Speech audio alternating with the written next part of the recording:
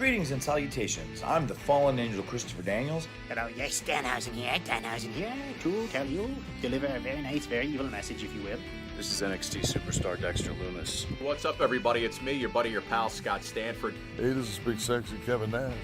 This is the former intellectual savior of the masses, now known as Aaron Stevens, your NWA third-degree national champion. This is Dr. Britt Baker, DMD, the role model, and you are listening to Greg Morgan with Good Mic Work Commentaries. And I want to tell you, Greg, your buddy Howie, also known as Wheezy, as you call him, he told me all about your channel. I'm here to tell everybody that I've seen it, I've watched it, I've looked at it. I went down the rabbit hole and I couldn't get out of it. It was so good. Yeah, you better watch this channel. You better watch all the videos. I'm about to go and watch a few videos myself. Watch them 5 times a piece. That's right, I said 5 times a piece. Do it.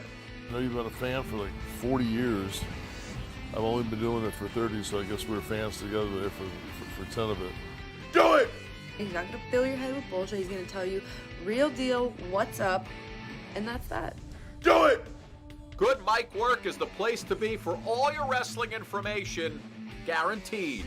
The best wrestling content is right here at Good Mic Work Commentary.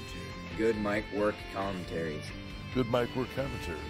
Good Mic Work Commentaries. Check out Good Mic Work Commentaries. Good Mic Work Commentaries. Check out Good Mic Work Commentaries on YouTube. Subscribe, share, love, like, poke, whatever you need to do. If you don't, we're gonna have a problem. Love that, Danhausen. Love that Good Mic Work Commentaries. Do it now. You're welcome.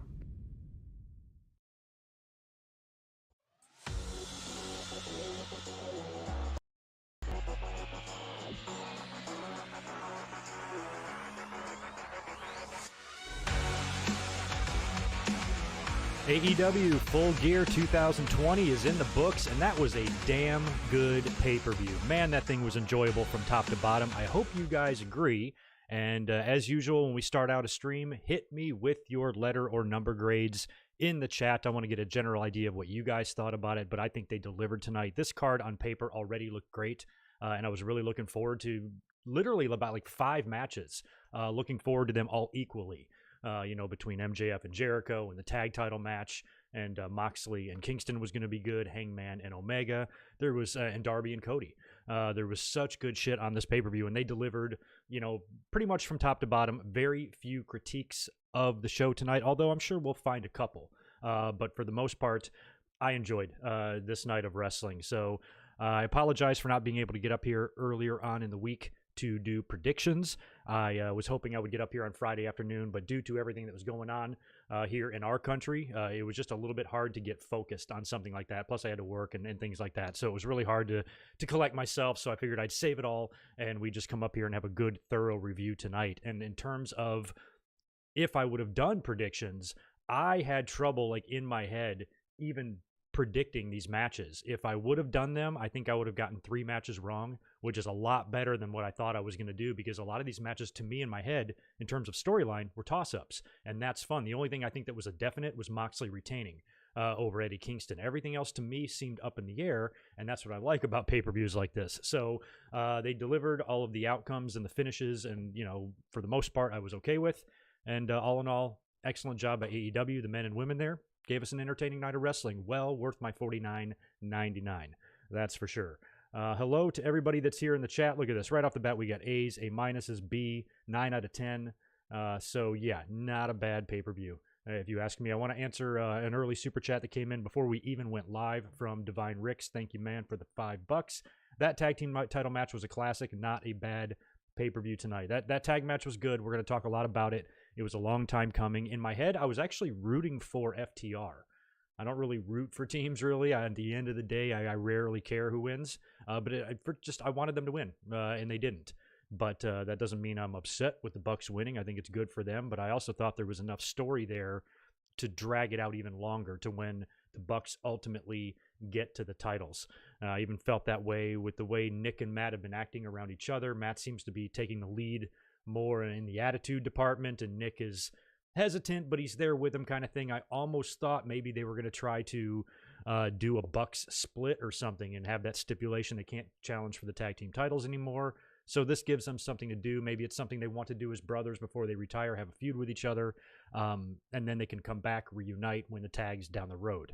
But that didn't pan out either, but it was still a good match, and it's a really good example of how AEW really has...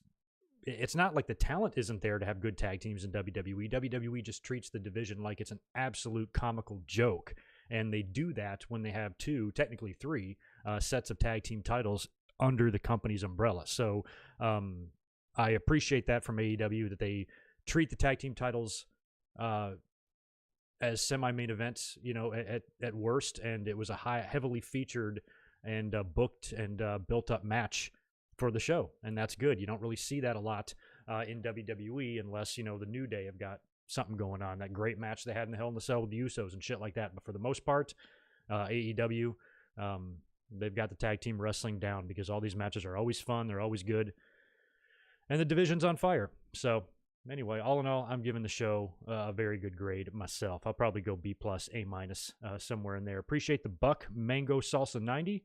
And what's up, Spaz? Good to see you in here as well, man. Appreciate the 10. Your Spaz was the winner of the giveaway I did last week. He's got some computer speakers coming in the mail. Tonight's cheap plug, the legendary Jake DeMarco joins me to break down the best women's division in wrestling. The NXT Women's Division Part 1 goes live this coming Friday after SmackDown. All right, talking some women's wrestling. Yeah, I'm not going to disagree with considering across the brands, and AEW included, that NXT by far has the best women's division. Totally. And we'll talk about the women's division tonight as well because, there's some interesting stuff going on there. I was really happy to see, as we're going to talk about here in just a second, that they had the NWA women's title on the buy-in. I would have been disappointed if that was reversed or something, because it has been weird that the NWA title has gotten more TV time on Dynamite than the AEW title, women's title. So the fact that Shida and Nyla were a little bit heavily featured here, I think was good for their title. And we'll talk about that match too, because that might have been one of the low points of the show, kind of a clunky, botchy-ish type match with Shida and Nyla. But there was a couple of spots in the match that I really did like. And even though I didn't think the match was great by any means, I liked it a lot more than people on Twitter did. It was getting universally panned. But for some reason, I guess I just didn't hate it as much. I don't know why, but we'll talk about it when we get to that point. Oh my God, we had a Gangrel sighting tonight. Hurricane Helms was out there in the deletion match. That was fun. I also want your opinions on where you think that Elite Deletion ranks in terms of, number one, other deletion matches, the Hardy Compound matches that we've seen, now spanning 3 promotions. TNA, WWE, and now AEW have all had some sort of a match of some kind at the Hardy Compound. How does this one compare to all of the ones we've seen before? And how does it compare to 2020 when we have so many of these cinematic type of matches? We just had one a week ago at Halloween Havoc with Cameron Grimes and Dexter Lumis. I think I enjoy the deletion more than that, is my opinion. But I don't know. Let me know. Let me know where it ranks. We'll be getting to that here and talking about it here in a bit anyway.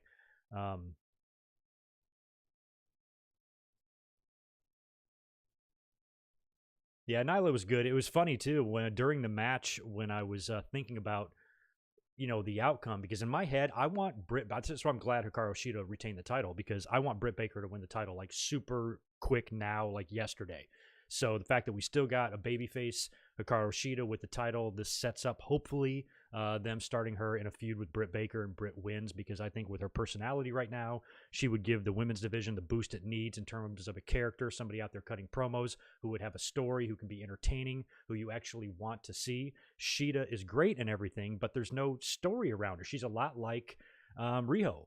She's just...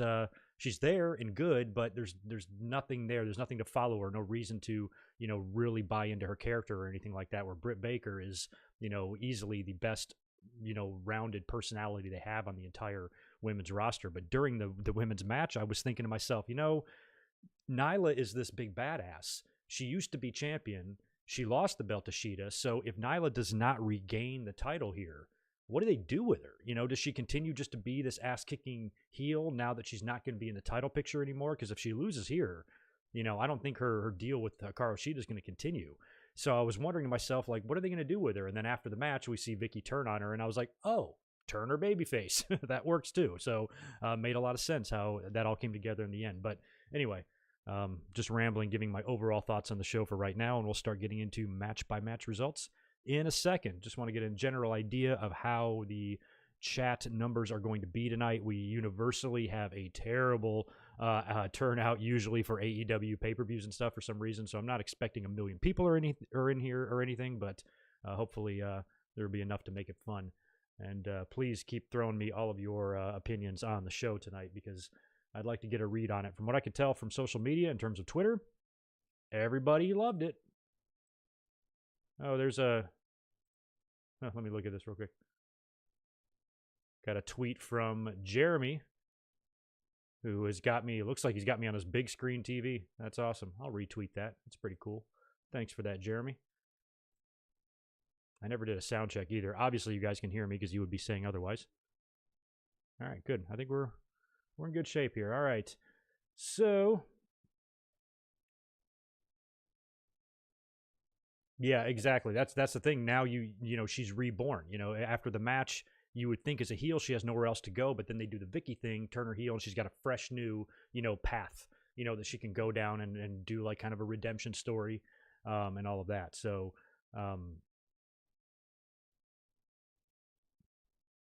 it'll probably be a big deal when she does, kind of make it back to the title, maybe as a babyface, beating the shit out of Vicky Guerrero on the way. Boy, Vicky hasn't lost a beat, has she? Every bit as obnoxious and loud and energetic as she ever was. She was into it, giving it to Nyla Rose like that. Like Vicky, she hasn't slowed down at all. I saw her on the cruise, the Jericho cruise. She was there with apparently her new husband. Not the guy, in my head, not who I envisioned, the guy that she's with now, but she seems happy, and that's what matters, and she was hilarious tonight. 8 out of 10 from Divine Ricks. Yep, gonna agree. I'm going A-, B+, maybe, and somewhere around 8 out of 10. That's what I would grade the show tonight.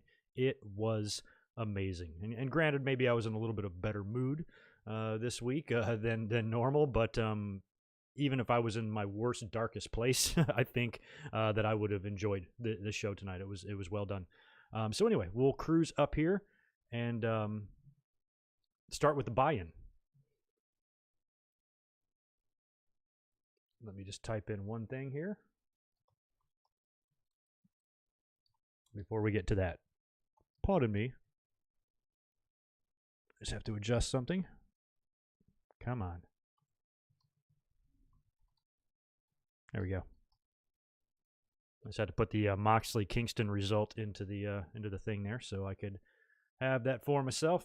Anyway, let's cruise back to the very beginning of the show. This was a buy-in match. I, for some reason, must have misunderstood, or maybe they changed something. I thought the buy-in match was going to be Cassidy and John Silver.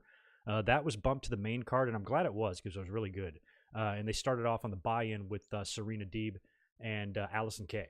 And a lot of people like Allison Kay. I do too. She's really good. Serena, though, just won the NWA title from Thunder Rosa, I think right up here in LA, just a week or so ago, or a couple weeks ago. And I like her. Everybody likes Serena. She's a veteran. She's good. And she had a pretty impressive win here. She put away Allison Kay relatively easily, although Allison put up a good fight. I like her submission finisher. It reminds me, I think that Serena could do a Bret Hart gimmick if she wanted to. You know how like Ronda Rousey kind of patterned herself a little bit after Piper? I think you do Serena doing like a Bret Hart type of deal. I know she's a veteran now, kind of late to start that gimmick now, but just she kind of has, Bret mannerisms in there a little bit, and that finisher, is a little bit reminiscent of like how Bret cinches up on the sharpshooter. It's one thing I noticed about her. Love Serena. Happy that she got the win here, and she's the NWA champion. Thunder Rosa comes out after the match. There has been some talk about Thunder Rosa maybe not being in AEW or NWA anymore now that there's some contractual freedom there with her, but it looks like she'll be sticking around in AEW after all and continuing things with Serena for the NWA title. And it should also be noted here as well, as we start the main card, that not only did you have an NWA champion on tonight's pay-per-view, you had an Impact executive on commentary. They brought in Don Callis to sit with Excalibur, Shivani, and Ross, making it a four-man team. But I still think Callis added a lot. He's great. Everybody likes him in terms of, from a commentary perspective. and it was kind of cool to see him there. So I like that, because I still have the mentality of like the Monday Night Wars, back in the day, how it would just be very weird. It was eerie enough seeing ECW sometimes make appearances on WWE. To see stuff like this in AEW, for them to be working with other promotions and doing some exchanges, it gives you hope for the future. And if they ever cross the line and start to moving in with Japan and start doing stuff with them, that's going to create some pretty awesome matches and possibilities for AEW. So I think that's nothing but a good thing and nothing but a cool thing. Just kind of cool to see that from a fan like me, I guess. Anyway, let's start with the main card. They actually opened. This was a surprise. I didn't think they would open with this, but they opened with Kenny Omega and Hangman Page, finals of the number 1 contenders tournament. And this was one of the matches I was looking forward to the most. I didn't do predictions. If I was, I think I would have been wrong and picked Page. In my head, I talked about this in recent podcasts, and I should have realized what they were doing here. But in my head, because we got those matches a year ago with Omega and Moxley, and we've already seen that, I was almost in my mind that was disqualifying Omega to me, where Page and Mox would give you like a fresh new set of matches. And, Page has kind of been developing his character a little bit more. And I thought maybe he would be, a more fun guy to challenge Moxley first, maybe even winning the title or something. Because don't forget, he did lose the initial match to Chris Jericho to crown the first champion, and then maybe Omega comes back and beats him for the title. But it looks like Omega, if I had to guess here, we'll talk about it when we get to the main event here, I think Omega is going to get his wins back, or get his win back from Moxley after last year. Their brutal brawl. How many times they worked together? Once or twice? I know they had that brutal match where they were going through barbed wire trampolines and glass tables and all sorts of shit. And Moxley established himself as the winner there. This could be a perfect full circle moment for Omega, because at some point he's going to have to be the centerpiece of this company and be, treated as one of their top contenders. He should have been really from day one, and he really wasn't. Now he's kind of entering into this new phase. He's kind of returning to the cleaner gimmick, and he's got the girls out there with the brooms. Very elaborate entrance now with Justin Roberts running down his list of accolades, which is hilarious. And then coming out there, I like the whole presentation, and I should have known that it was going to be Omega all the way. But in the back of my mind, I thought if they did Page, that would allow you to do so much down the road. So what I think is you could still see happen what I laid out, just reversed. I think if Omega is going to go into a feud with Moxley for the title, Omega will come out with the title. Moxley's held it for close to a year, 9 months, something like that. It's been a pretty healthy run for him. And him dropping them here, belt now, I don't think it's too early at all. I think he's had a good run, and it would be a great way to really get Kenny over, because Moxley's been pretty unstoppable. He's mowed down everybody that's gotten in front of him all year during 2020. So for Omega to be the guy to beat him, I think, and win the title, I think that is a great thing for down the line. I'm assuming that might happen at the next pay-per-view, which they announced the date of tonight, but I missed the date, so you guys can hit me with it there in the comments if you know. It might happen as soon as that. And then if Omega wins the title, then you can kind of go into a fun feud with Hangman and Omega and do some more matches. Plus, you've got Cody no longer as AEW or TNT champion. Maybe he can maybe they can do some sort of elite split and he can get another shot at the title. Who knows? You got opportunities and you got options, and I think I'm ready for it. Give me a Kenny Omega world title run. Fine. I'm cool with that. So anyway, we should talk about the match. It was very good. Excellent opener. Even though it was not one that I might have started with, I thought it did a great job of setting the tone for the night, because once this match started, you knew shit was going to be pretty good all night long. It just had this feel to it. It was in the air. The fans, the limited amount that were there, looked to be about 1,000. We're having a great time. I want to thank Nathan for who was at the show tonight, who tweeted me several pictures from his seat. So I felt like you could just tell it was like in the air, that it was going to be a good night of wrestling. During the match, Kenny, he's talking to himself a lot too in the match, which I enjoyed, and it was really hard hitting. They just laying the shots in on each other is what I noticed for a lot of it. Kenny had one little slip up there where he almost botched something, but then he made it seem like I like the way he recovered from it. That it was his leg that gave out on him. Oh, god damn it, or whatever. He everything is so smooth with Kenny. He can even make a botch look good. And he eventually he took a hard fall. It was I was on the outside of the ring. It was on the ramp. and Paige gave Omega a pop-up power bomb on a fucking ramp. Carpet or not, that hurts. Try taking a bump like that on your fucking living room floor. Jesus, man. I was really hoping to see this spot, and it happened as I was tweeting it. I was like, what I want to see is I want to see a buckshot lariat countered into a V-trigger. So I'm typing it. I'm like, I want to see Paige eat a V-trigger out of a buckshot lariat. And as I'm typing it, that spot happens. So I love that. That was good stuff. Right after that, because that was a pretty gnarly V-trigger after getting caught like that out of nowhere by Paige.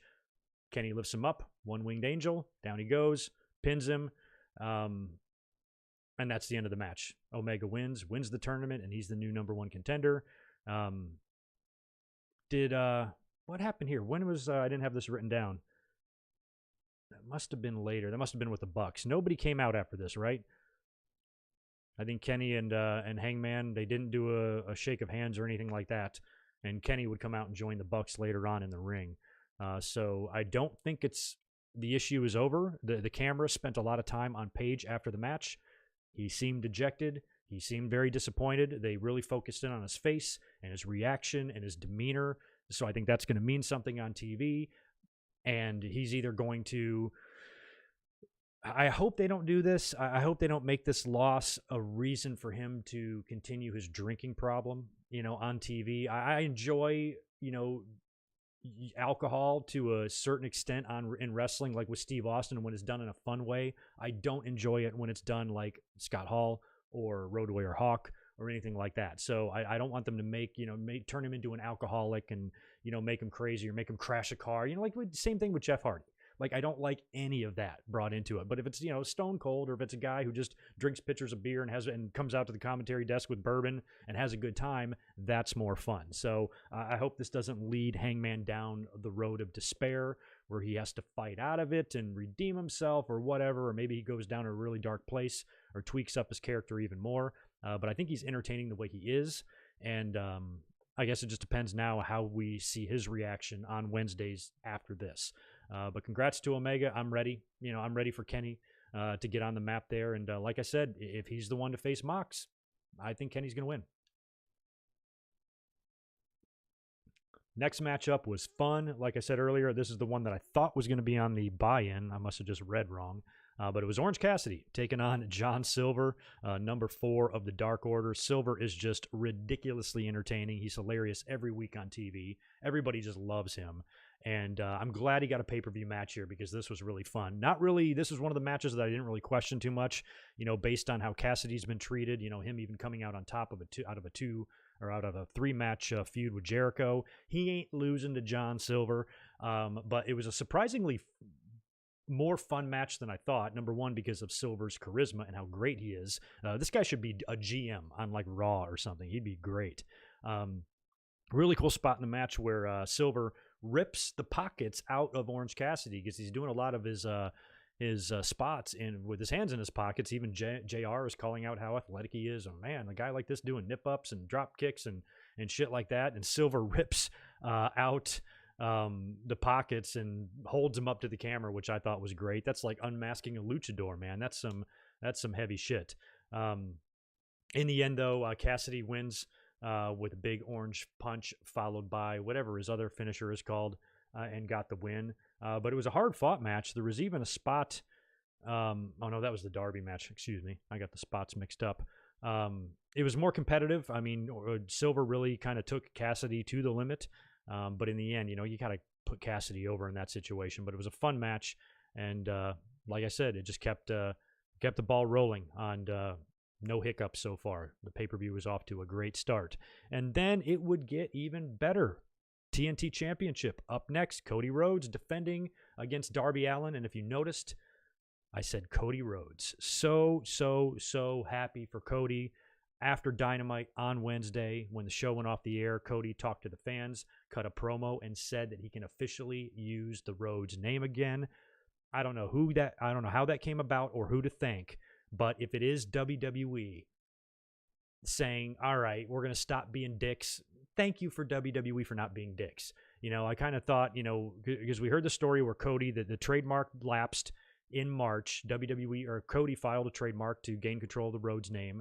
And then WWE filed an extension, and claimed that COVID didn't allow them to file in time. They were granted that, and cock-blocking Cody again, using the name. Now, all of a sudden, he can use the name. So I haven't read up. Like I said, it's been a distracting week. I haven't read up on the circumstances of that and how it all came to be. But I guess WWE just decided not to renew it or whatever, and they just backed the fuck off like they should have done all along and give Cody his goddamn name. So I'm so happy that he's Cody Rhodes again. That is wonderful. You know what I just noticed here as I'm looking at my notes? Darby Allen's last name is spelled All In. Is that right? Allin? Darby should win a title at All In. That'd be cool. Anyway. Entrances here were great. Darby Allin comes out first. He's standing on the roof or sitting on the roof of a car driven by somebody who's got his face paint on. He's got a skateboard with him. And as the car stops, he stands up and he starts smashing the skateboard through the windshield when the dude is still in the car at the driver's seat and glass shattered all over his face. That was kind of funny. Pretty cool entrance, though. And he comes out to the ring, really, walking with a purpose there. Cody comes out, joined with the entire Nightmare family. More illusion by the commentary team that maybe Cody is doing some things that surprise them. Why? And I think it was JR that was like, it's kind of weird to see Cody come out with such an entourage, of guys, and there's been the talk, slow, subtle things here about Cody that's making him kind of turn in that heel direction, being a little bit more cocky, doing push-ups in the fucking ring, pissing Arn Anderson off, saying some passive-aggressive shit in his promos, things like that. So I kind of thought that one of two things was going to happen in this match. Cody was, number one, either going to lose his title or cheat to keep it. And either way, I was going to be fine with that because, it could get Cody heel, which I wouldn't mind. But at the same time, in the back of my mind, I thought that Darby is going to take this because these guys have had a couple of battles before. And again, I don't know why you would do a third one if you don't plan on Darby winning. Because if you're just having Cody retain the title, he could work with anybody and retain the title, give us a fresh match or something. So to give us this one again, because their other two are great. I think it's two, right? To give us this one again, you felt like maybe Darby was going to win. And I'm glad that he did, because I didn't really want Cody to win the belt back from Brody as it was. So him to pass the title off here, I wasn't going to complain about it all. Good match, though, like the matches between these two guys are. It's just so funny, how Cody can, Cody was never really considered to be a big guy, and he's outweighing Darby by at least 60 pounds. I don't know what the official weight is, but he looked, much stronger than Darby, even pressing him up. And a guy like Darby, it's like he's so small, when he takes bumps, he's a lot like Jeff Hardy. And a lot of people make that comparison, but it really is true. And one of the things that makes him like Jeff Hardy, aside from his, kind of enigma-like persona, and kind of that, that darker and marches to the beat of his own drummer type of thing, he can sell his ass off, and he gets a ton of sympathy because of how small he is, and every bump he takes looks like it hurts like shit. And that's what got Jeff over, because every time he fell or took a bump, he looked like he died.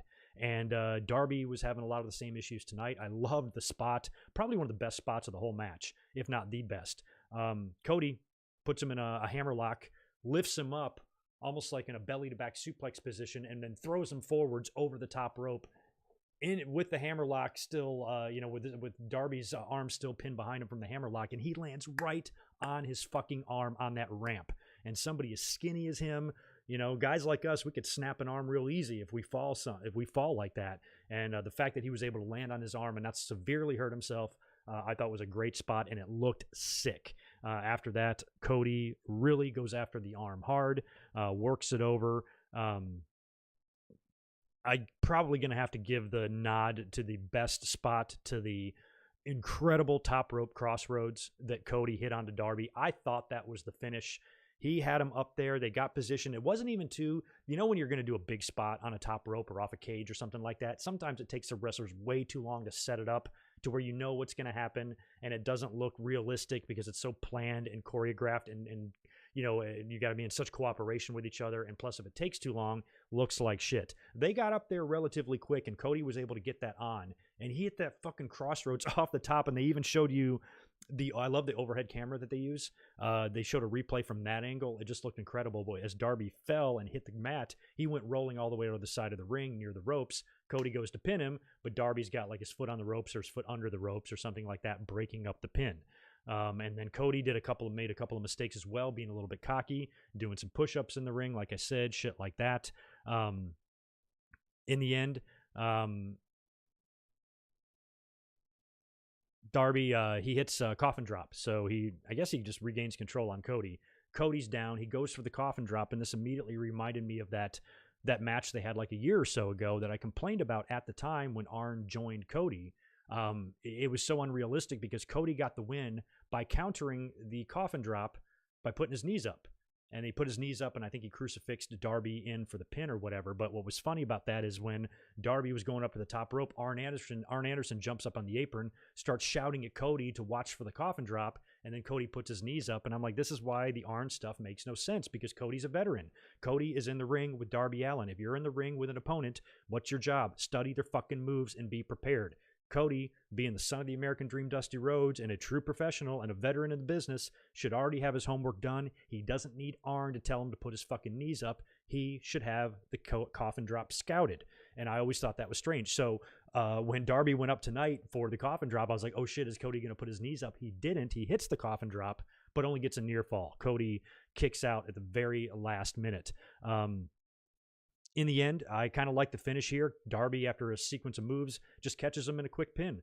Then he just rolls him over, hooks his legs. Quick 1, 2, 3. Cody kicks out a little bit too late, and Darby just wins kind of in a fluke. And that's when... And I like that, and I think I like the ending here, but I think they threw a little bit too much shit at us, and that is one complaint I have about AEW, and it is something they have a bad habit of doing, is sometimes they tend to overbook matches. Well, a lot of the tag team matches they do anyway, and this was a match where I think one thing they did should have been just done on Wednesday, because it was already dramatic enough, considering the subtle changes we've been seeing in Cody, for him to approach Darby Allin with the belt, seemingly to present it to him. You're wondering if Cody's going to turn on him and beat the shit out of him and make the heel turn official. But instead, not only does Cody give him the title, he kneels down and like here you go, King Darby, and hands him the title and congratulates him, which I thought was awesome. And to me, that was enough, because to me, it was like in my head, is he going to turn? He doesn't. I'm like, oh, what a nice moment. And then you had Taz come out. Taz comes out on the mic, starts talking shit to both guys. They're both then attacked from behind by Ricky Starks and Brian Cage. And they put a hurting on Darby Allin, they even dragged him all the way out to the car that they have. They try to slam his hand in the car door. I think Will Hobbs interfered to help them out there. And in the end, Darby got thrown through one of those big set pieces that was set up there off the side of the ramp, and they threw him into that, and that was it. So to me, as a fan, I think I would have much preferred just do the match, have him win, have Cody confront him, and you're wondering, oh, what's going to happen? Cody gives him the belt. Nice moment for Darby. Congratulates him, gets out of the ring, gives Darby his moment. And then this Wednesday, when Darby's in the ring or whatever, you have FTR come out, or I'm sorry, FTW come out and fuck shit up. I think that everything they did here and with Taz and Ricky and Brian should have been done this Wednesday instead. So if I had anything to change about that match, it would be that. But in the end, congrats to Darby Allin. That's great. He is now just the third person to hold that title, right? Cody, Brody, and Darby. So good for him. I'm very happy for Darby Allin. Because somebody like him, you got to put the belt, if you're going to ever do something with him or give him a main spot on the card, you got to do it soon. The dude's young, but he wrestles a crazy style. And plus, I feel like Darby, with all of his other outside interests, he might be a guy one day who loses interest in wrestling or wants to take time away or go do something else. And plus how little he is and the bumps he takes, it's only a matter of time before this kid gets seriously hurt. Plus he's jumping off of bridges, and doing all sorts of jumping over cars and skateboarding. He's, I don't think this is a guy that's going to be wrestling into his 50s. So make use of him while you can, while he's at his best. And this is a big win for him. Win over Cody, clean, on pay-per-view, ain't too shabby. Congrats to Darby. Up next, we had the Hikaru Shida and Nyla Rose match. Of course, Hikaru Shida defending the AEW Women's title here. This match, like I said earlier at the top of the podcast here, based on what I was seeing on social media, this match was not very beloved by the audience. It was clunky. It was slow a couple of times, but there were a couple of good moments that I thought were fun. I liked the little back and forth story they told with Nyla Rose lifting Hikaru Shida up when she had her pinned. I'm pretty sure, I could be wrong, but I'm pretty sure she did that when she lost the title.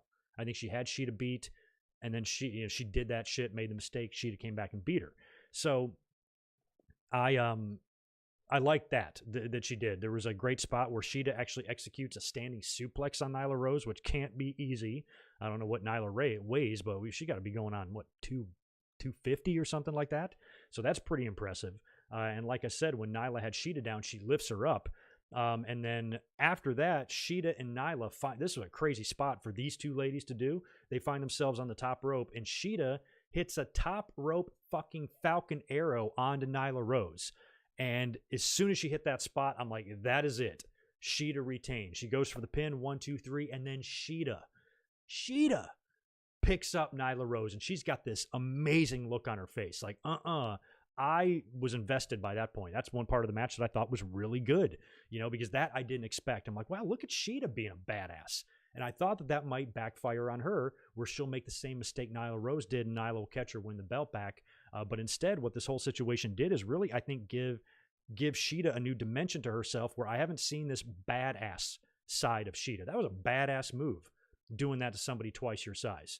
It made her feel a little bit more Asuka-ish, than Riho-ish, if that makes any sense. And I like that part, that was told in that match. So I'll give the ladies props for that. But overall, the match as a whole, not good. In the end, you see Nyla gain back control. You think she's going to come back and win. But then Shida, just really turns up the heat and just starts peppering Nyla with a series of strikes, mostly from her feet. And then pins her hair, even holds her fucking hair down to the mat and puts her arms down, 1, 2, 3, and wins and retains the title with authority. And I thought that was great. So all of that, making me look at Shida as more of a badass than I ever have before, I think is a win for this match. So she retained there. And like I said earlier, my thought process during the match when I was watching it, I'm like, if Nyla doesn't win, what do they do with her? She kind of feels like she's not doing anything anyway. Putting her with Vicky helps, but, somebody like her who's so big and bad, she's really got to be contending for the title or nothing. You know what I mean? So she doesn't really have anywhere to go if she loses here. And then immediately after the match, Vicky gets pissed. I'm like, oh, there you go. Turn her babyface. She's got a whole new, fresh, clean slate of things she can do, and maybe even find her way back to the AEW title in some sort of a redemption story down the line. And they might even, involve a little bit more of her, transgender stuff into the storylines and that, feel-good story type of shit. They could be going that direction with her down the road. So I'm glad that they were able to do something at the end of this match that will still give Nyla something to do on TV, and give her a new attitude, maybe a new personality. But that may take a while, because when Vicky was yelling at her, very intense. Like I said, Vicky hasn't missed a beat. She's every bit as obnoxious as she always was. She gets in Nyla's face and slaps her right across the face. And I immediately thought WrestleMania 6. I thought Bobby Heenan and Andre the Giant slapping Andre, and then Andre grabs him and just beats the shit out of him. I thought that's what Nyla would do, but instead, Nyla kind of got her feelings hurt. Made you feel very bad for her. She kind of puts her head down and lets Vicky slap her like that. So why Nyla allowed herself to be abused like that, I have no idea. I'm sure this will escalate on Wednesday or in the next couple of Wednesdays, where Vicky will continue to demean her, and she'll snap, and we'll have our Alex Riley and Miz moment between these two ladies. Vicky even took a bump in this match too. I think Shida got after her, because Vicky got involved on the outside, and I think Shida attacked her and stuff. So Vicky was very involved. She was very animated on this night, got physically involved, definitely got verbally involved, and Vicky's Vicky. So that's that. Next up was the Barn Burner AEW Tag Team title match. This was so fun. FTR defending the titles against the Young Bucks. We've been waiting a long time for this match. I saw that Fightful had tweeted out I think it was Dax, one of them from about 2 years ago, tweeting out saying, or no, it was one of the Jacksons tweeting out that the Revival versus Young Bucks will happen. Save this tweet. So I'm glad that they finally got to do this match because it's big. It's really big. First thing I got to do is give props to the magnificently beautiful tracksuits that FTR wore down to the ring. They looked awesome, all white. They were escorted by Tully Blanchard, but he was barred from ringside for this match, so he got all the way to the ring. They made sure he left, and we were going to get the match just 2-on-2 the way it should be. Awesome from start to finish here. I loved that you saw a lot of, because this was tag team wrestling at its finest, and it was also different styles of tag team wrestling.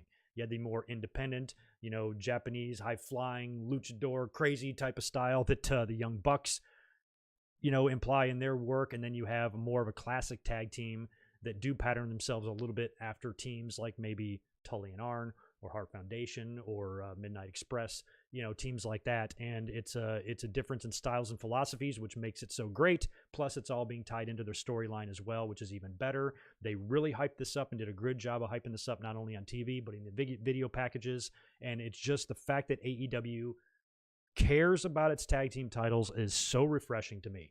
And we saw, it was like a display. It was almost like a celebration of tag team wrestling, this match, because what I noticed from the Bucks is they were doing a lot of Hardy Boys stuff, and FTR was paying tribute to the Hart Foundations, the Steiner Brothers, DIY in this match, which I like that they were just showing some of the classic tag team wrestling from so many different styles and eras all rolled into one match here.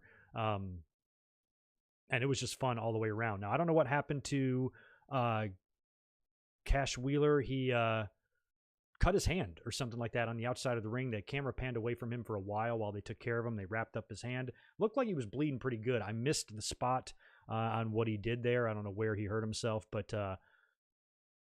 it looked a little scary at first, but he was able to finish the match just fine. Like I said, all sorts of great action. I didn't write it all down. Also, I like the spot with the BTE trigger. And it looks like that's going to be the pin. They're near the near side corner, and by the referee's hand is already coming down for the 3 count, and there's nobody else in sight. And I don't know how. I think it was Wheeler shoots from all the way on the other side of the ring and makes it there in time to break up the 3 count. And it was just amazing. He just shot in like a cannon, and I really thought that was going to be the finish. There was a couple of times, even early on in the match, there was a twist of fate by the Bucks into the Swanton for a really close near fall. That was some more of the Hardy Boys tributes that the Bucks were doing. I liked where, Hardwood, the spot in the match, because there was a stipulation here. If the Bucks lost, they can never challenge for the tag team titles again. So at one point, a chair finds its way into the ring, and I think Matt has got it. And Hardwood is on the ground saying, "Hit me." I think he's on his knees, like, "Hit me." He's like leaning in with his head. He's like, "Nail me with it, because if you do that, you're disqualified. We retain the titles, and you guys are out of our lives forever." Matt thinks better of it, tosses the chair on the outside, and then sets up Hardwood for the Meltzer driver. But then Cash shows up on the outside, pulls down, I think it is Nick, from the Meltzer driver off the apron, and then just throws him through a table that's set up in the corner, and then jumps up on the apron, or jumps up on the ring, and they hit Matt with the spike pile driver. That, to me, should have been the finish. Not that I'm not going to complain about the finish we did see, but right there, that's where, if I had one critique of this match, it maybe went 1 or 2 near falls longer than I wanted it to. But like I said, it's a very minor critique because it was still good here. So that whole finish right there, I thought could have been the end. And when he wasn't able to get the pin after that, I was like, oh, Bucks might win because that's their finisher. I mean, how many times, actually, now that I think about it, when do we see tag team matches where both teams have a spike pile driver as one of their finishers? That's a rare situation. But the fact that he was able to survive that, made me think, oh, this might go in the other direction. Like I said, I didn't do predictions, but if I did, I would have gotten this match wrong. I think I would have picked FTR to retain, because you can use that stipulation with the Bucks as part of their story and give them something to do until you finally give them their moment with the titles, is what I thought. So after Matt survives a spike pile driver, I believe it was a foot on the rope, they've got, I forgot which one it is. I think it's Dax. He's got an inverted figure 4 on Matt Jackson. Nick hits, what the fuck? Nick hits a 450 onto Harwood for the near fall. I barely remember that spot, but I have it written down. The 450 that I remember was from Cash Wheeler at the finish of the match, which was great. I mean, this is a big guy. Cash is like big and he's athletic, but he's, not doing a move like this. I thought told a really good story for the end of the match because they're a team that doesn't do flips. They don't have to resort to flips and high flying acrobatics to win their match. And it was those very things that cost them the match here. And Cash actually, almost like AJ going to do the phenomenal forearm. And AJ does this move too. But a springboard 450 off the rope and misses, and then immediately eats a super kick from Matt. Bucks get the pin and win the match right there. That was a really good finish because of the story that it told. And I love that FTR lost the titles doing flippy shit.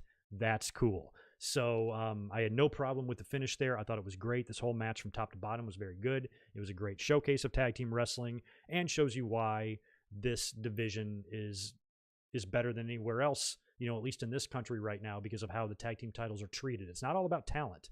If WWE wanted, they could have the best tag team division in wrestling easily. As good as the tag teams are in AEW, WWE could destroy them if they wanted to. They just don't want to. And not only do they treat the tag team titles like a joke, they treat them as an afterthought, and they split up their tag teams all the time, and you don't have any semblance of a really stable division there because Vince doesn't care about it. And it's refreshing to see a company that does, because if you are just happen to be a fan that really, really likes tag team wrestling, AEW is the place for you, man. I hate it when my head is chopped off. I'm going to move that down a little bit. There we go. Ain't trying to have a chopped off head. There we go. Fix that. So anyway, fabulous job by all 4 guys. Loved it. The Bucks celebrated, and Kenny Omega came out there to celebrate with them. And I think Paige made it out there, but there was no mention of him. Did we see him come out for the celebration? And I think there was no mention of him on commentary. I think he was out there for the celebration as well. What was next? Oh, yeah, Elite Deletion, but we'll pause there. I'm going to cruise up here and knock out a super chat, see what's going on in the chat. By the way, if you could really do me a favor and smash that thumbs up button for me, AEW reviews and NXT reviews always get pretty low viewership on this channel, so help me out as much as you can, and I'd appreciate it. What do we have next? The Elite Deletion. This was from Cameron, North Carolina, right at Matt Hardy's compound. This was going to be fun. We knew it was going to be fun. Like I said, I was asking you guys for some of your opinions on this match and where it ranks, not only into in terms of cinematic matches that we've seen in 2020, but all of the Hardy compound matches that we've seen now spanning 3 promotions, which is pretty incredible, with TNA, WWE, and now AEW all doing shit there. So they're at Matt Hardy's house. Matt's there waiting outside his front door. It's almost time, or whatever he's doing. Sammy's driving up. I mean, Cameron is it's out in BFE, man.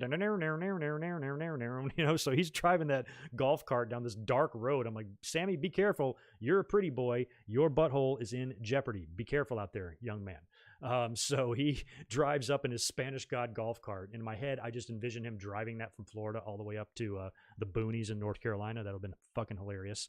So he shows up there and he pulls up in his golf cart, and then Matt Hardy has got this big ass monster truck, and he pulls up in that, and we get the match starting right away with Sammy sneaking around the back of the monster truck with the trash can, nailing Matt Hardy in the head with it. He jumps up to the big tire, does a moonsault off of it, and we're off and running. And I even put on Twitter to fellow wrestling podcasters, how absolutely crazy is it to have to make notes during a match like this? I'm sitting there with my keyboard and I'm watching this match.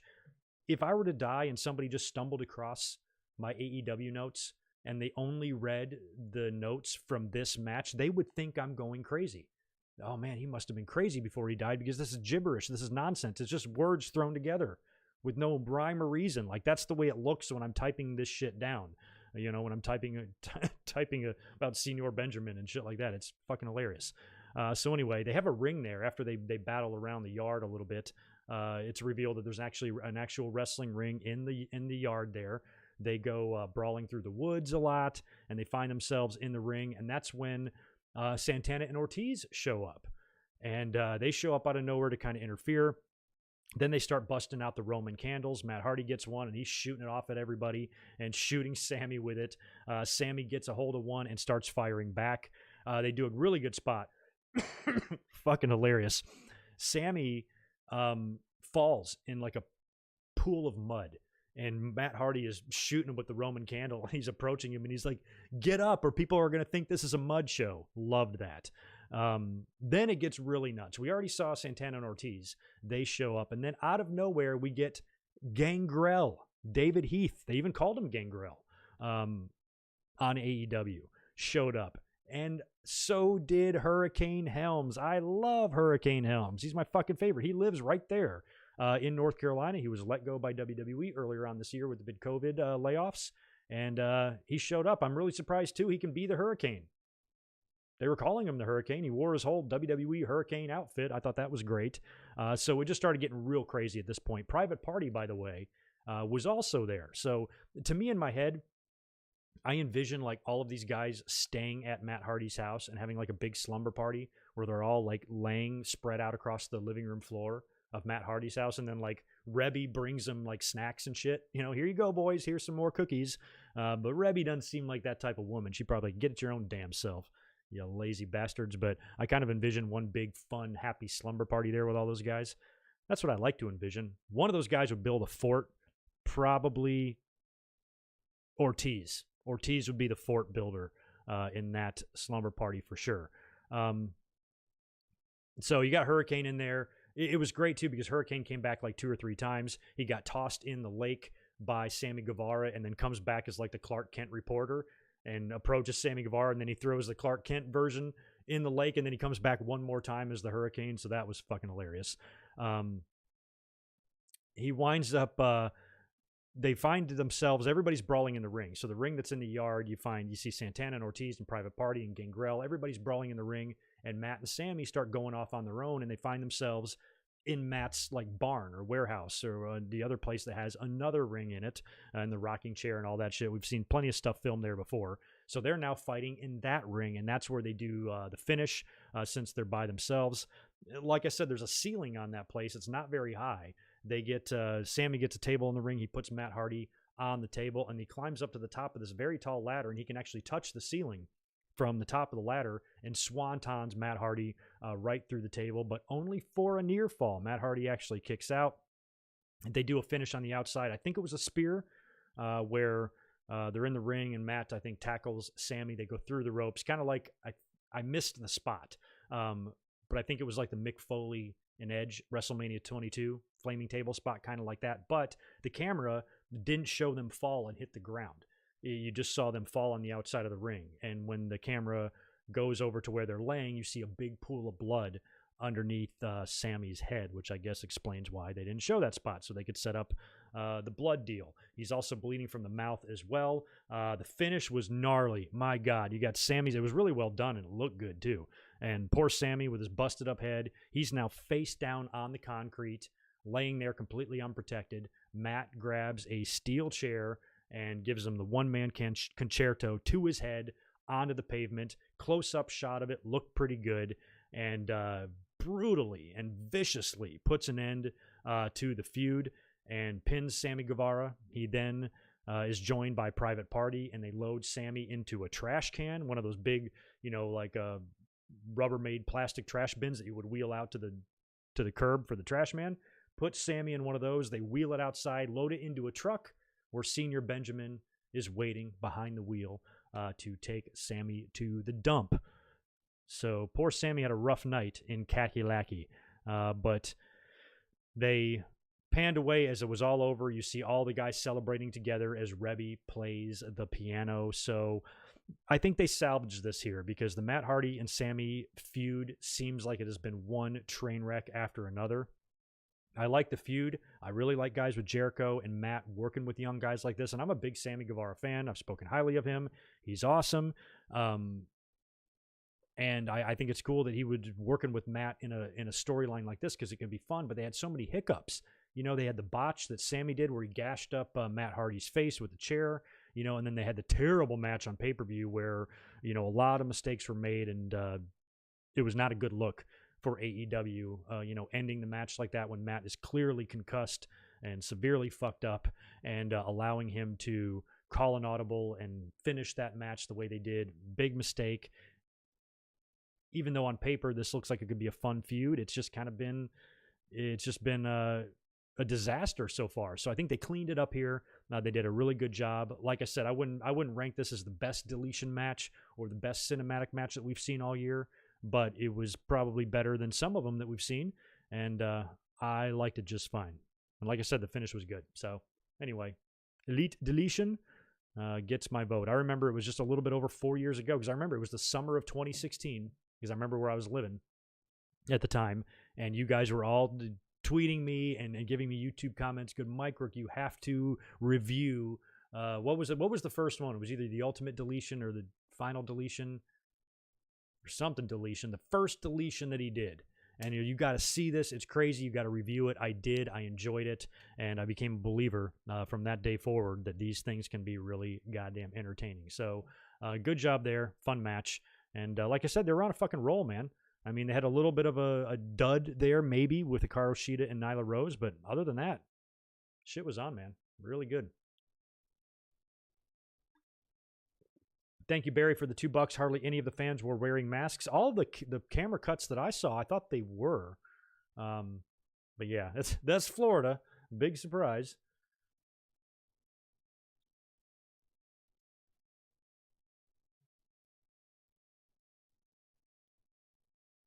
Yeah, thank you for that, Mystery. Good to see you in here, Luna Strife. Yeah, I agree with you there, too. Orange, Cassidy, and Silver was a joy. Oh, 2,000 fans, Deshaun. I was thinking it was about 1,000, but yeah, 2,000 fans. That's a lot. Yeah, Silver's in line for a push. A guy like that, he's too crazy, you know, to not be. I think he's like a little short, white Big E. You know, like he's just got that type of vibe to him. He's got that like type of charisma. He's just so all over the place. And sometimes you don't even like, he just does shit out of nowhere. If he starts oiling up his chest and doing dances, watch out. He ain't going to last in Dark Order forever. They're going to be like, he's way too colorful for them. And they're dark. Hence the name, right? Yeah, Zane, you are going to be probably dead on with that. And I'm going to talk about that match next. Hey, Deshaun, thank you, dude, for the $5. It was funny because Rebby posted a video on Twitter from her house from a window where Matt shot the candle like this crazy foolery I deal with. That's funny. I'll have to look at that. Was that you said on her Twitter? Yeah, I'll check that out. Faux show. Anyway, what was next? Chris Jericho versus MJF. Now, as you guys know, in recent podcasts, I've been predicting an MJF turn on Jericho. And I think in my head, I was thinking that the entire faction of Inner Circle has been secretly in on this plan with MJF, where he's going to come into the faction there, and they're going to secretly be resistant to him. But then in the end, they're all going to turn their backs on Jericho, align themselves with MJF, and anoint him as their new leader, kick Chris Jericho out of the group, and then Jericho will come back as a babyface, probably with an also babyface Wardlow. It's kind of what I thought, and I thought this whole thing was a big ploy for MJF to take over the Inner Circle and maybe give Jericho a babyface run in the company before he retires. That might be kind of fun. But during the deletion match, we saw so many of the Inner Circle members with Sammy and Proud and Powerful there. I felt like that isn't going to work in this match. But I still feel like they could do the turn. They can still do something where Jericho is booted out of the group. It might just have to come on Wednesday instead of tonight. But the way the match went, it did surprise me, the outcome a little bit. Because I didn't think it would go that way. I thought there would be some sort of a swerve. I still think there is one coming. And I think Wardlow is going to have something to do with this as well. And I think something might happen, I don't know, on Wednesday. But anyway, the matches, compared to all the other wrestling, the really, intense over-the-top action that we were seeing all night, in the ring, even though it was good, it wasn't offering me a whole ton of excitement. And by then, I started getting ready for the stream a little bit and trying to get this set up. But after you have the good athletic contest between these two guys, you see Wardlow showing up and passing the diamond ring to MJF so he can use it. But at the same time, Jake Hager tosses a bat to Chris Jericho. So as MJF has got the diamond, Jericho's got the bat. And I think Wardlow or somebody is fucking with the referee. I think it's Aubrey. And so she can't see. And that's when MJF pulls an Eddie Guerrero, falls down. Referee turns around, sees Jericho with the bat, gets all pissed. And that's when, during all that distraction, MJF is able to roll up Jericho and grab a handful of tights or pants or whatever the hell Jericho's wrestling in and get the quick pin. So just much like Darby Allen, the way he pinned Cody, MJF kind of scored a similar win here over Chris Jericho. So that's when I was like, I wonder if that's going to be the turn or whatever. It looks like it's going to be drug out or whatever. And plus, how is Jericho going to react to the cheating, I suppose? Lie, cheat, and steal. He did the Eddie spot, and then he hooked his tights too. But instead of Jericho being pissed, he almost appreciated it. MJF offers Jericho a handshake. Jericho accepts, welcomes him into the inner circle.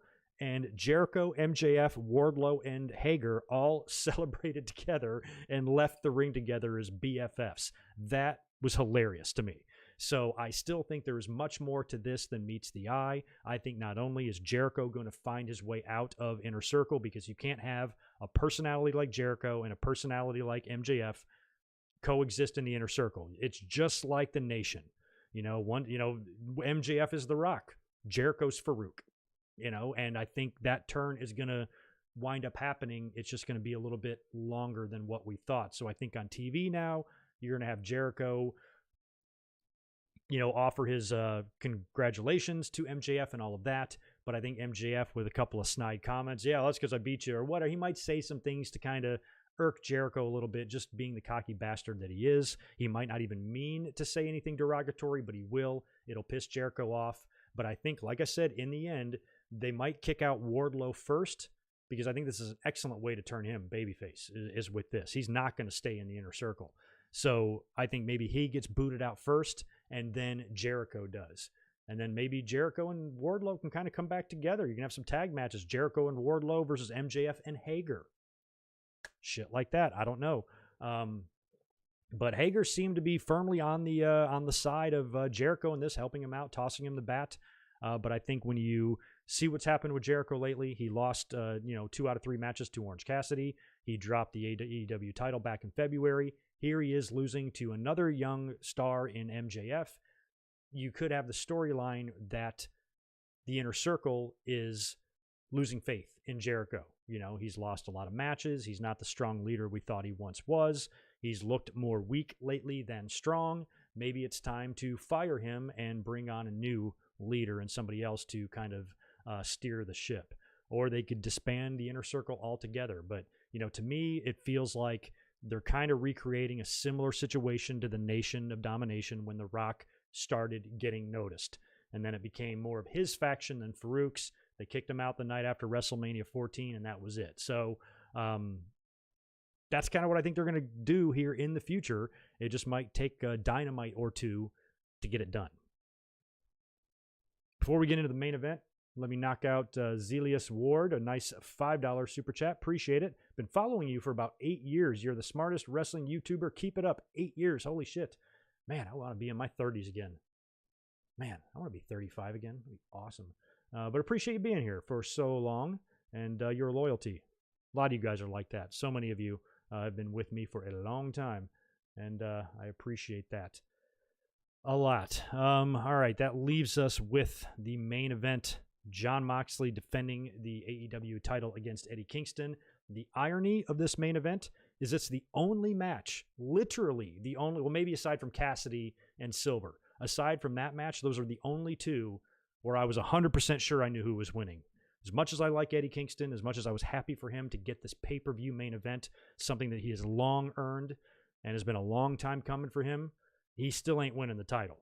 So I figured this was the most predictable match, but it was in the main event.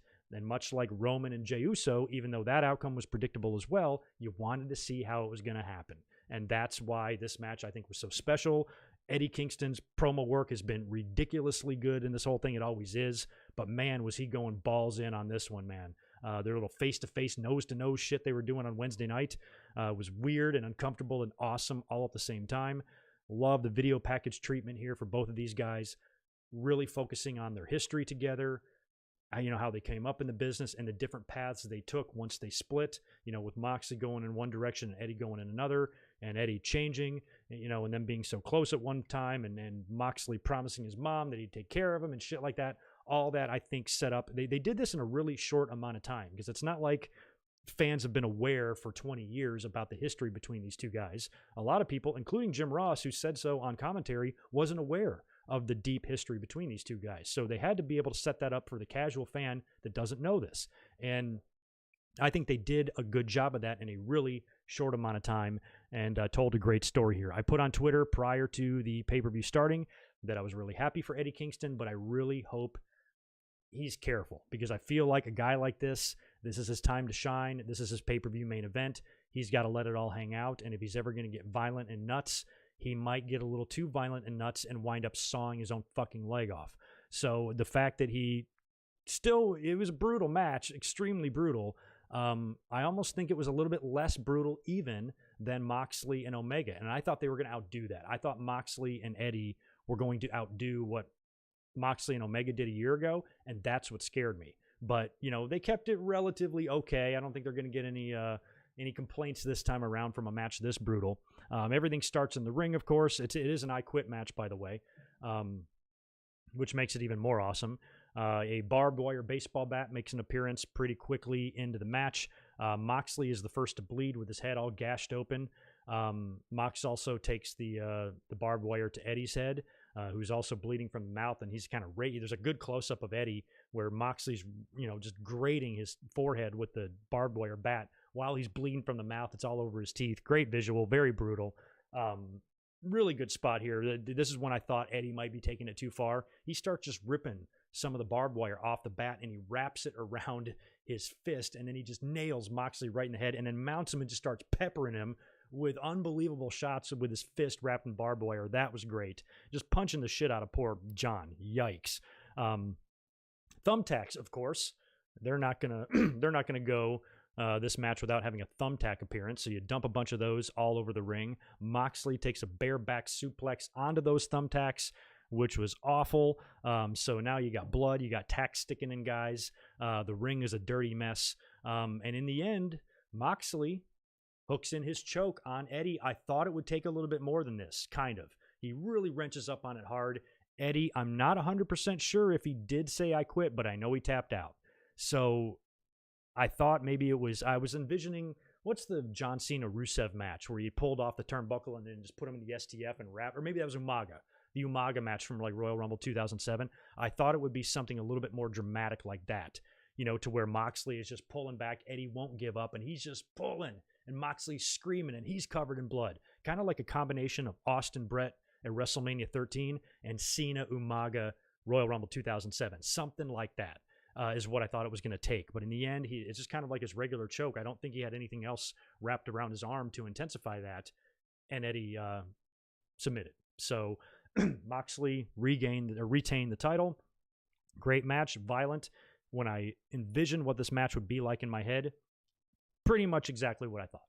And if not, I was a little bit more relieved that Eddie didn't get seriously injured in this match. So all in all, very good stuff.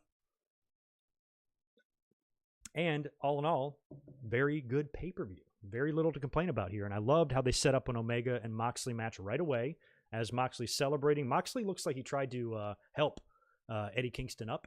But Eddie wants no part of it, gets out of the ring, and that's when Omega comes down. You get the little stare down, and they set up that next match. And honestly, I'm ready for that. I'm ready for Omega to be the star that we thought he was going to be all the way back in that very first AEW press conference that they did in Florida when Jericho came out and all of that. I was like, man, Omega's going to be their guy. He's going to be their cornerstone. He's going to be the centerpiece.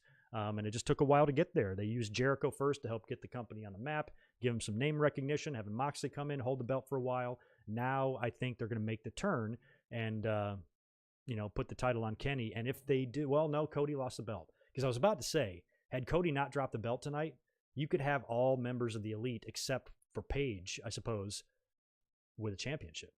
So it is good that that Cody did drop the belt so fans don't use that. Oh, they're all putting over their friends. I don't think it's really been like that for them. I give props to the Elite for not putting themselves over too hard. I think maybe Cody sometimes tends to take himself a little too seriously with his very emotional promos and things like that. But aside from that, I think they've handled themselves well. They haven't shown big egos to me. They haven't shown signs of disruption, in the locker room. Morale, from everything we've heard, is very, very high in AEW. People like working there. They consider it to be a stress-free environment, full a lot of the evil nonsense that's been involved in wrestling for so long, and everything we've been hearing so far is good. So based on, if you're going to have wrestlers also in executive positions, provided they don't abuse that power, so to speak, I really have no issue with that. And, I don't think, I think Kenny is world title material in AEW, certainly. This guy's former IWGP champion. Is fantastic. My God. He absolutely should be on top of the mountain at some point in AEW. So I'm glad that Omega is starting to come into his own. New character, elaborate entrance. You can tell. You can tell that it's going to be a full circle moment for him. And the matches he lost to Moxley, he's probably going to win back. So, all in all, great job, AEW. I can't thank you enough. We needed this. I'll tell you what, man. I don't watch the news anyway at all. And just like 4 straight fucking days of news, I needed something to get. Like I said, I couldn't even concentrate on coming up and doing a prediction video or whatever. It was too consuming, and it really made you want to puke. So I'm like so ready just to not look at that for a while and get back to reality. We're going to be back up here Monday night after Raw for a big show review. And we can get back to business here. And I also have a Beyond the Mat review coming up as well that I'm going to record tomorrow night. I'll put that together and I'll have a date for you. I'm hoping to get that up maybe by like Wednesday, Thursday morning, something like that is kind of what I'm targeting in my head. Would have had it up earlier, but like I said, it was just a distracting week to say the least. But that's what you have to look forward to. We'll hang out here in the chat a couple minutes, answer some questions. I'm not going to spend a ton of time here tonight. Want to just kind of run through the pay-per-view, give me my thoughts, and then get up on out of here. Zelius, I got you. Joseph Smith, thank you for the $5. Even though we don't agree politically, I'm here to support you, Greg. Well, I appreciate that. I wasn't going to, that's the thing. If anybody follows me on Twitter, you know how I feel, about President Butt Nugget. But that's really not what this channel is for. And I even mentioned that back in 2016. It was like, people, like to say, oh, stay out of it politically. First of all, you don't tell, or just keep away from the political comments. First of all, you don't tell me what to do with my Twitter account. But I will try to honor that for the most part in the commentaries. You guys are coming here to watch me talk about pro wrestling, not anything else. But when there are big things that happen, it's kind of hard to ignore it. That's why we touched on it in 2016, and I pretty much left it alone for 4 years. And here we are. We had an election that took place Tuesday night and then stretched in all the way till early this morning until we got a final winner on it. Even though we've known for 3 days, it's taken, these media channels have been playing chicken with each other. All of them haven't been wanting to be the first one to officially make it official. And then once one did, they all followed suit. And, that finally culminated today. So it was just kind of like a long week, but, at the same time, I thought it was a historic week. I thought it was really good. That I think it could be just a step forward, hopefully. And when you have people like Joseph coming in here, that's what I really like to see, because one thing I noticed a lot with that is that I think that's the biggest difference between myself and maybe some other, liberals or Democrats compared to some on the other side. And I'm not saying they're all like this, but with Biden's victory, the last thing in the world I'm interested in doing is drinking Republican tears. The last thing in the world I'm interested in doing is owning the hillbillies. I'm not interested in any of that. And I remember back in 2016, I saw so much hate and celebration all rolled into one. People were so happy Trump won, they went out and actively started targeting people who didn't want him to win and rubbing in their faces. Ah, ha, ha, you stupid liberal, you stupid motherfucker. On Twitter, some of the people that I follow were getting horrible DMs, racist, hateful, mean things. And I think that's the biggest difference between them and us. They treat it like it's a game. They don't know what they're fighting for.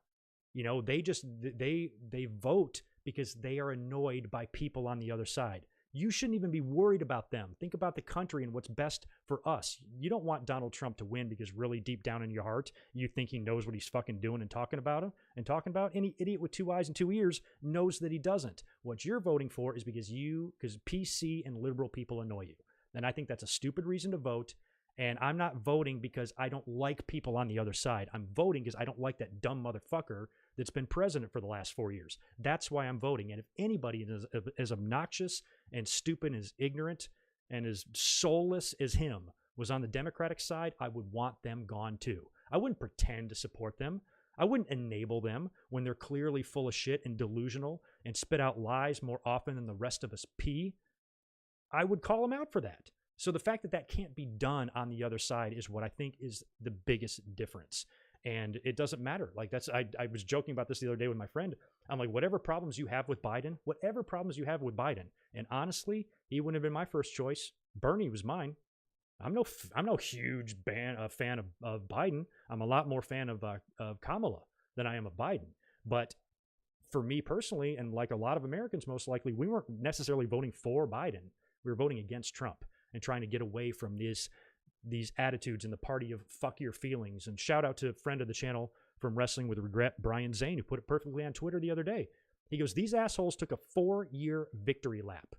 Every time that dumb idiot got on stage, he had to talk about his big 2016 win, which ironically, when all this is said and done and all the votes are tallied, it's going to be the same score as 2016. It's likely going to be 306 to 232, which is exactly what Trump beat Hillary by. And remember that election, right? The greatest presidential win by any president ever, even though he lost a popular vote. 275 million people were at my inauguration. Biggest inauguration ever. You know, he literally started out, before he was even president, he was spitting out lies. So it's that type of stuff. He's, you know, and look how he's acting now. You know, he's claiming this baseless fraud, which everybody knew he would do. And that's the thing. I'm a little bit pissed at Joe Biden. Because if he would have won Florida, game over on election night. Done. Election over at 9 o'clock at night. And that's what a lot of people predicted. So many people predicted this on television, on social media. Look at these tweets. They go back days and even weeks before the election. They say what's going to happen is if Trump does carry the South. Because if he loses Florida, it's over. None of these other states matter. But if he wins Florida and he carries the South, what's going to happen is we're going to go to bed on November 3rd with him holding a lead in the blue wall, which is where Biden focused all of his campaigning efforts. He's got to turn those states back blue the way they were before because Hillary lost them all by a fucking fraction. So all he had to do was make up that difference. And if he wins those, ball game. Florida doesn't matter. Georgia doesn't matter. Nevada doesn't matter. Arizona doesn't matter. That was his focus. And people called it out. They said, what's going to happen is if Trump carries the South, he's going to be up in those states and he's going to go on TV and say he won. And then the next day when the mail-in ballots are counted and he loses, he's going to claim fraud. Everybody saw this coming, you know, and there's nothing in the Constitution and there's no law that says Trump has to concede. There's no law that says he has to be there for the inauguration, I don't believe. It's pretty much done on the honor system, but Trump has no honor. He has no dignity. He has no respect, no morals. He's a soulless dog shit human, you know, that's just repugnant in every way possible. And if there was ever, like I said, this isn't about Democrat and Republican. You show me a Democrat this obnoxious and he is not getting my vote. I would have voted for Kanye if a Democrat like him came around. So that to me is the big difference. I think the way it divides us is a little bit scary. And I prefer people that just say, hey, we have different political opinions. Because whenever I, you know, on social media, especially if I'm making any political tweets, I'm very rarely attacking the people that support him. I still think the people that support him are a little bit nuts. And to look at somebody like him and see strength and power is to be willfully blind, because it's just not. He proves it. None of my criticisms of Trump come from the media. It comes from his own stupid, crusty ass mouth. Everything he says is stupid, you know. So how people can look at him and see strength and leadership, I have no idea. I don't care what they think. I'm not interested in rubbing in their faces. I'm not interested in finding people on Twitter, sending them DMs saying, yeah, Biden Harris 2020. You want to know why? Because I'm not fucking obnoxious. That's why. I'm not going to deck myself out from head to toe in Kamala and Joe Biden merchandise and wear an American flag like a cape and go fucking shouting out in the streets. You know, it's stupid. It's not a game. And I think these people in their heads, they treat it as a game because of social media and because of the division that's going on in the country. People are voting because they feel like they're against half of the country, and that's not good. And whether you like Biden or not, this is going to at least stop the bleeding there. And maybe after 4 years, and that's another thing that conservatives are so dumb about. What they don't get is Biden was like their best case scenario. Trump was not going to get reelected in my mind. Yeah, he performed a little bit better than we thought. There was just no way. You know, there's just no way he's going to get more votes. And there's a second straight candidate to beat him in the popular vote. And he's acting like he fucking won the shit. So, you know, you knew he was going to lose, but you want some of that to be repaired. And I don't think we could have survived another 4 years of that division. And some people, like my buddy Devlin, he says, I put policy above personality. I could understand that to some point if we weren't dealing with somebody this crazy. If you were just dealing with a regular asshole or something. Because there is one Republican that I used to kind of like before I didn't, and that was Chris Christie. I kind of felt like he just was a little bit, you know, more straightforward. He didn't give a shit about, you know, Republicans and or being on a certain side. He was going to do what he thought was right. If it was somebody like that, I could maybe look past their abrasive personality. But Trump is so super ridiculous, over the top, and so just embarrassing. He's embarrassing himself right now. As if you didn't need any more proof of what a dirtbag he was, he's proven it now. He is a baby. He's a petulant child, claiming he won when he clearly fucking lost. And everybody knew he was going to try to pull this shit, because if Biden won Florida, then he can claim fraud because of the way the ballots are counted. You know, and he said in the same press conference, count my votes but not Biden's, is pretty much what he said. That's delusion to a degree that I have to sit down. Luckily, I am sitting down. So, you know, to me, it's about getting rid of Trump. Trump is the one I hate, not the people that support him. I think y'all are a little nuts, but I certainly don't hate you. And I'm not looking to go out and openly attack you. I'm not looking out to rub it in your face or anything like that. My profile picture isn't going to be a picture of me drinking a mug that says Republican tears on it. That's stupid. And for the the liberals that are on this side that are doing that, they're running around rubbing it in all the Trump supporters' face, be better than them, because that's what they would do to us. Don't be that way. And I know that's going around a lot. I see it a lot on social media. I've seen it a lot everywhere. People are very happy and they have every right to be, but don't stoop to that level. You know, don't go down to where you are now attacking all of these people that once attacked you.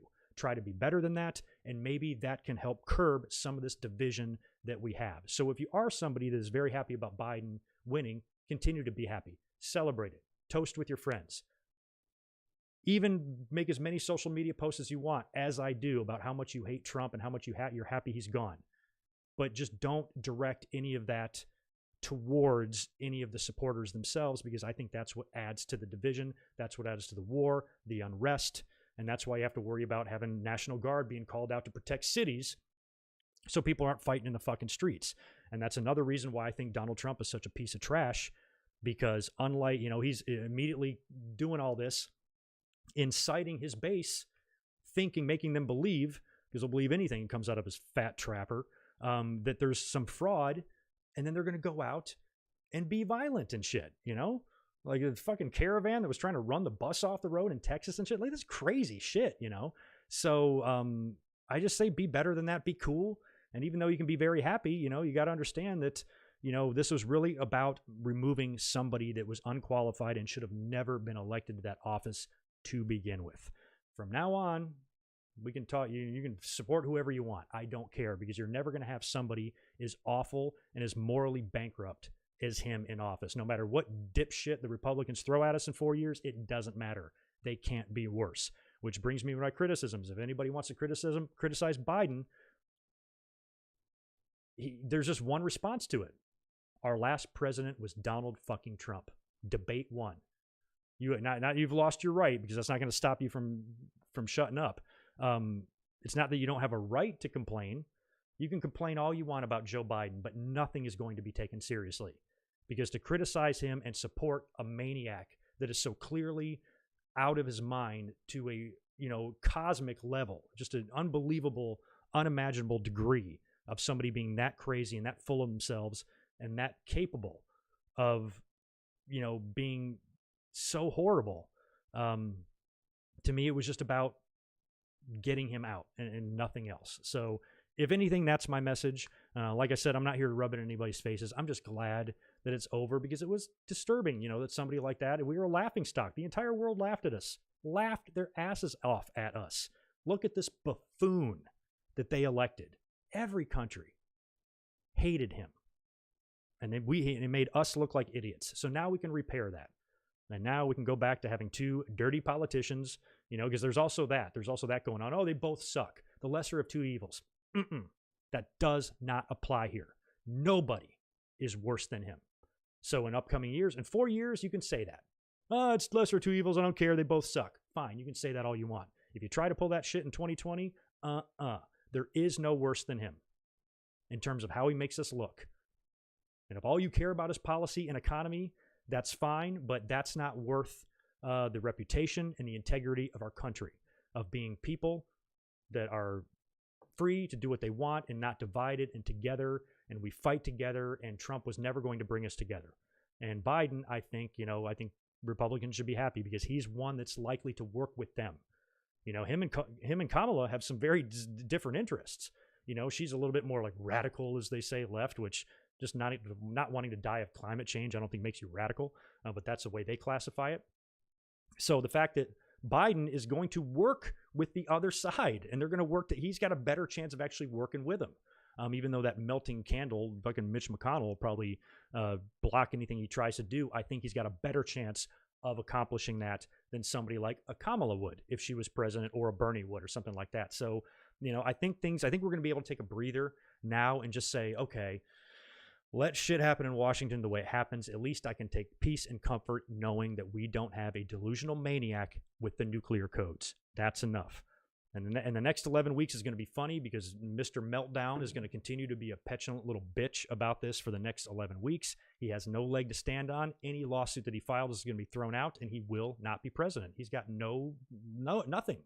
Even his tweets are being censored because he's blurting out false information. So once that all gets resolved, he'll be gone. But, they might have to drag him out kicking and screaming. I don't think he'll ever concede because, like I said, he doesn't have it in him. He doesn't do losing. He doesn't know how. He's honorless. He's no dignity at all. And I don't think he'll be at the inauguration, and it'll be a complete fucking nightmare. And he still has a job to do. He's still president until January 20th. You think he gives a shit about the presidency anymore? Nope. He was cheated on by America. The man who wants to make America great again is suing America. That's your former president. And I'm happy the douchebag is gone. That's my only comments. I'll leave the political shit alone for now. I'm going to watch Dave Chappelle on Saturday Night Live tonight because I watched him in 2016, the first SNL after the election. Chappelle was the host. And I remember he tried to bring us together. He tried to be optimistic in his monologue. He even said, he goes, I'm going to give Trump a chance. And I did a video after the election in 2016, and I said something that there was one thing I went against the Democrats with. I'm like, I don't like these people out in the street saying not my president and not accepting the win. You got to accept it. And I did. I said so in the video. I'm like, first and foremost, I 100% accept that he won the election. I just fucking hate it. And I'm surprised and I'm disappointed. Never once thought that he cheated to get it. Never once thought that, there was some fraud that allowed him to be president. I wasn't in denial. That's a big thing you're seeing, not only from Trump, but his entire family of enablers. They're like George Costanza. He said on Seinfeld, it's not a lie if you believe it. And all of these idiots believe that he was fraudulently robbed of the election because he doesn't have the mental capacity to accept loss and to be dignified. He can't do it. He can't do it. So watch what an absolute nightmare and an absolute baby, temper tantrum throwing asshole he's going to be between now and January 20th. He's a miserable excuse for a man. He's weak. He's so incredibly fragile and weak that this is the way he has to act, to where he would rather embarrass himself further. If Trump would have came out and conceded and done the right thing, I'm not saying I'm ever going to forgive him for being the shithead that he's been for 4 years, but at least I could have been like, wow, that surprised me. Didn't think you had that in you, Trump. Good job. Thank you for being a man. But he's not a man. He's a bitch. He deserved to lose. And I'm glad he did. So anyway, that is it. Sorry to bother you with my political commentary, but I figured if we talked about anything election related, we would do so at the end of the review here.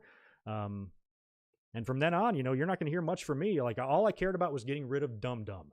So now that he's gone, you're probably not going to see too many political tweets from me unless that orange moron opens up his fat mouth.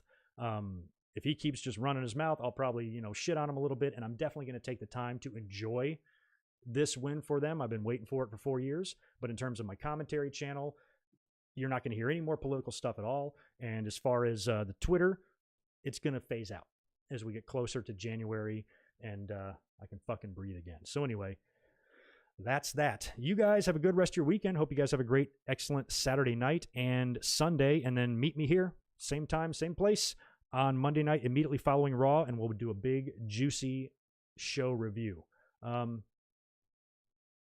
Oh, Deshaun Robinson, I almost missed your super chat. Sorry, brother. Thank you for the $2. When Kingston poured the alcohol on Moxley, yeah, I forgot about that spot. I meant to mention that. Thank you for that. I knew it was going to be crazy. It had to be pretty painful. I'm hoping it was just water. Oh no, Joseph, I was going to talk about it anyway. No, you didn't start that. I was glad. It was a segue. Your super chat was a segue, and I was giving you props because I appreciate that. You don't hear that a lot from your side. Oh, I don't agree with you politically, but I still respect you, kind of thing. Everybody else is mad and fucking pissed and screaming and yelling. So the fact that you can even keep it together, I appreciate it, dude. And that's what we should. We should be coming together. Regardless of what party you're on, you should want a president that'll bring us together. And that last guy wasn't bringing us together. He was dividing us and inciting violence, and he wanted it to happen. And that's no man to fit. That's no man fit to be president. Maybe I can be president. President Greg. Who would be my VP? My cat, Bub. My cat would be my VP. Vice President Bub. We'd be great. Greg Bub 2024. Put that on your ticket. Well, that means we have to run as independents. Oh, well. Greg and Bub might be able to take down Biden. I don't know. You never know. Put me on the ballot, y'all. So anyway, like I said, thanks for sitting through that. And again, I appreciate everybody that's been tolerating me, and the tweets and everything, because, that's where I try to limit it to. What a week. What a country. You guys in the chat watching from somewhere else, we crazy, aren't we? Aren't we one big fucking reality show? That's what we're trying to change. Let's try to get some dignity and respect back to this country. So, anywho, that is that.